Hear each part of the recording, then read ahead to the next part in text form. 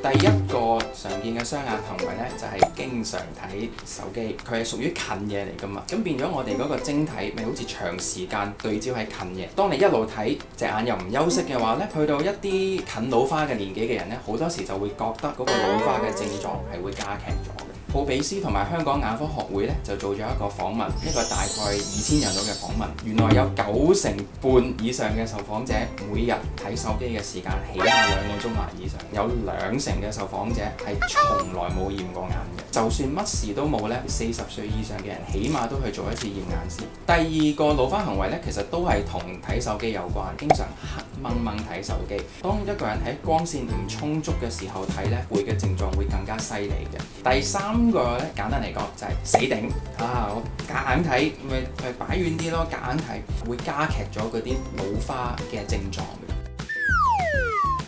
戴老花眼鏡會令到老花越戴越深，當然係一個謬誤啦。佢哋有個錯誤嘅認知咧，以為當我一開始戴老花眼鏡，我個老花就會越戴越深㗎啦咁樣。通常深到去60歲左右咧，佢就會定落嚟嘅。無論戴唔戴老花眼鏡，都係會加深㗎啦。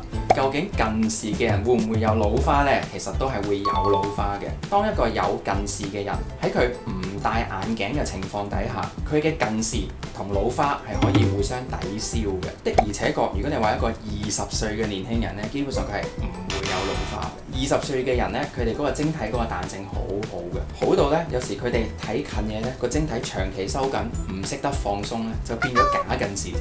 護眼嘅方法呢，其實就要俾隻眼有足夠嘅休息，可能有唔少人都聽過㗎啦，就係20。第一個20就係睇近嘢，每20分鐘你就攞20秒出嚟去休息，望向20尺以外嘅事物，你望出窗外面，揀最遠嗰樣物件，咁就已經可以幫到我哋眼入邊嗰個晶體去放鬆。